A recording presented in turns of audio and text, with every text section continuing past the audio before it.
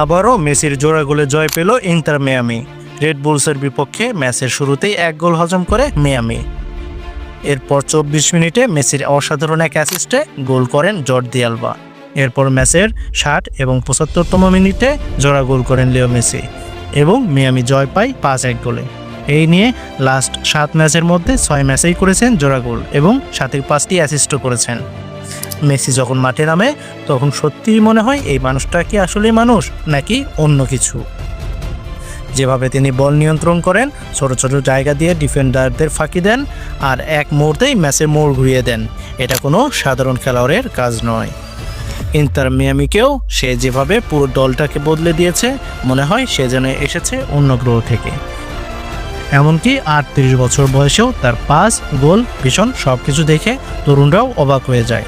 তাই বলতেই হয় এলিয়েন তো একটাই, আর সেইটা লিও মেসি।